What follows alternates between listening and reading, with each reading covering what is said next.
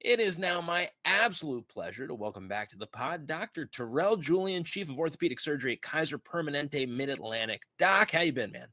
Good, Josh. How are you?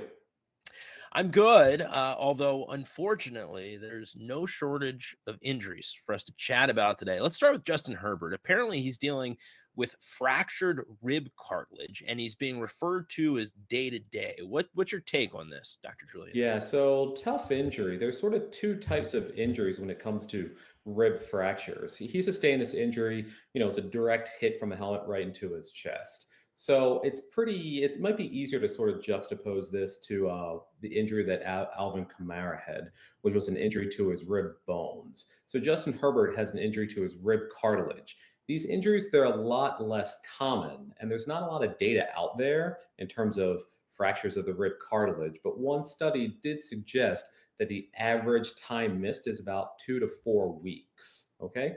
And so after about the 2 to 4 week mark, what players typically do is they'll use either a Kevlar vest or some kind of protective taping. I think the good news for Justin Herbert is that he's a quarterback and he's not subject to those constant pounding that you'd see from a running back or as a wide receiver.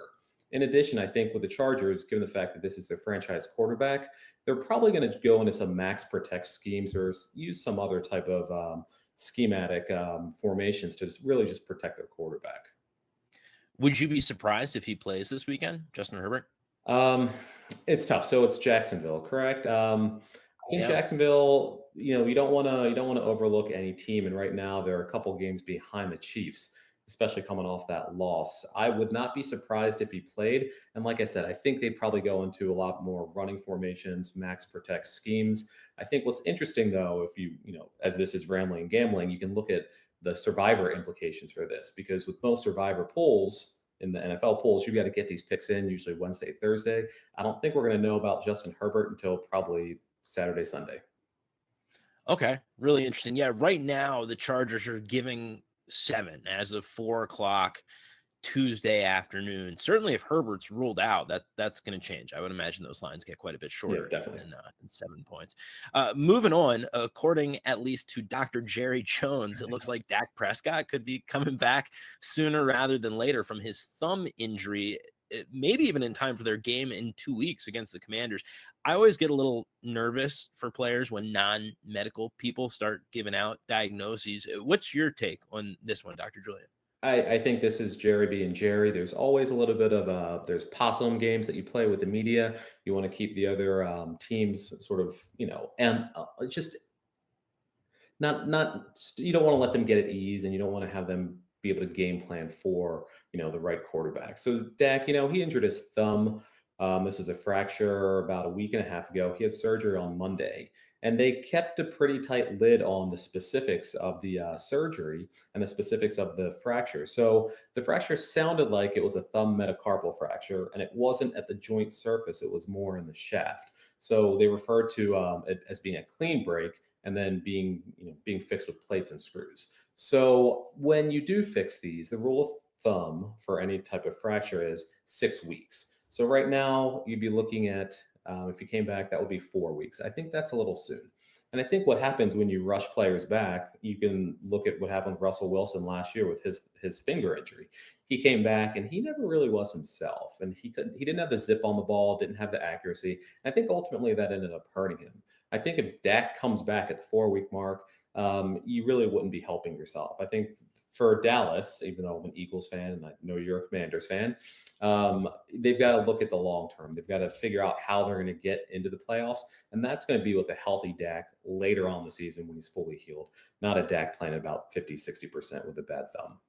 That's where you expect him to be if he comes back in time for the Commanders or before that 6 week mark, is roughly 50-60%. Possibly. So, I think when you look at 6 weeks, that's around the Lions or the Bears. I think at that point, you've got your 4 to 6 weeks of healing, and then you'll be able to actually rehab. I wouldn't expect him to be playing at a high level at the 4 week mark. One more quarterback for you. Trey Lance broke his ankle last weekend. We know he's done for the season. I feel terrible for the guy, just awful. How do you see that injury affecting him, if at all, when it comes to next season and training camp for next season?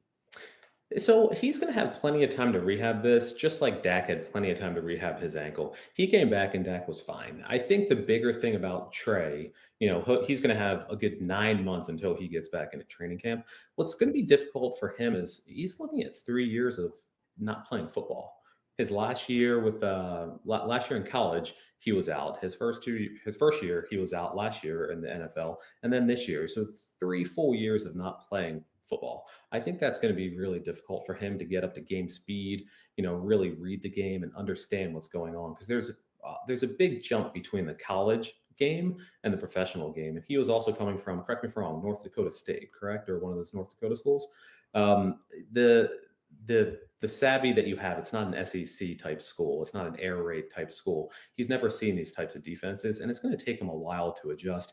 And now he's further behind the eight ball with this extra time off. So from an ankle perspective, I think he's going to be fine. But in terms of reading the game and adapting to it, that's going to be really difficult for him.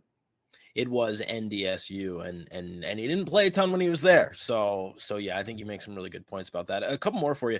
Alvin Kamara, you mentioned him a little bit earlier in the interview. Anything else you want to add to that? I know a lot of fantasy players are very interested in what Kamara is going to do, if he's going to do it. He missed the game last week against Tampa. Yeah. So one study about the rib fractures. There's one study that looked at running back. No, it was wide receivers. So they missed about zero 0.8 to 1.5 games. And I know he's a running back. So he's right around there. He's missed one game. I think what you will see is him coming back either this week or the following week. But there's also a 20% decrease in offensive production when they come back for 2 weeks. So what you will see is him come back, probably limited production, but probably in about 3 weeks' time, I'd expect him to be back to where he was. How about Chris Godwin? We talked about Godwin when you were on preseason. He had come back very quickly from an ACL. At the time that you and I spoke, I think he had just come back to practice. Well, he plays in game one, but then he leaves the game because of a hamstring issue this time. What are your thoughts on him? So he came back at about the 8 month mark, and the normal recovery time is about 9 months. So you never want to second guess or question a medical staff, but it may have been a little bit too early. And whenever you're rehabbing from any type of injury, what you're doing is you're putting more stress on the joint or the muscle group above and below. So he's rehabbing from an ACL, MCL, and the muscles above that are your hamstrings. Joint below that's your ankles. So those are going to end up taking a bit more of the stress. So for him to come back and then have this hamstring injury, I think they're related, and it's a little, I'm sad to see him out again because you want to see him come back. He's a great player. He's very productive for the Bucks, but I think they need to really exercise a little more caution with him and look at the long-term prognosis of the team. And they want a healthy Chris Godwin who's going to be able to contribute, not a guy who's going to have these lingering hamstring injuries. Are you able to give us any ballpark on when you think he may be fully healthy and ready to return? If I had a crystal ball, I wouldn't be here. I think you're probably looking at least 2 more weeks. Okay. All right. Fair enough. One more for you. Got to get a defender in here, reigning defensive player of the year, TJ Watt. He goes on IR with a torn pec. I believe he is expected back this year, though, right, Doc? So this is a really rare injury with only about 10 players between 2000 and 2012. It's increased over the past couple of years, about 63 between 2010 and 2018. So as you could imagine, linebackers like TJ Watt, they've got the highest incidence of this injury because the arm, when it's in the abducted, externally rotated position, puts the most stress on the pec. So that's typically when linebackers are flying around trying to tackle players. So when these are fully torn, so let me back up. The pec has 2 points, 2 heads, 1 point of insertion. You can tear both heads or partially tear one and completely tear the other, or partially tear both of them.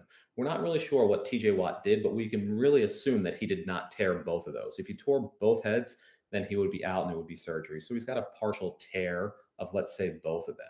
So he can rehab these, and you can rehab them for about 6 weeks and then try to come back. What you do run the risk of is fully tearing these and then having to go out and do surgery and missing the entire season. All right. Really good stuff, Doc. Anybody else you want to get to? Anybody I left off my list? No, that's about all. There's a couple more injuries here and there, but I think we hit the big ones, all the quarterbacks. Okay. I always feel like I learned something when you come on too. I just said that with our last guest. So thanks again, Dr. Julien. I hope to have you back again, maybe a couple times this season, because like I said, you give really good info. Anything else you want to plug before I let you go? Not much out there. Kaiser Permanente orthopedic surgery, and also you can follow me on Twitter at Terrill Julien. Dr. Terrill Julien, Chief of Orthopedic Surgery for Kaiser Permanente Mid-Atlantic. Thanks again. All right, Josh, take care.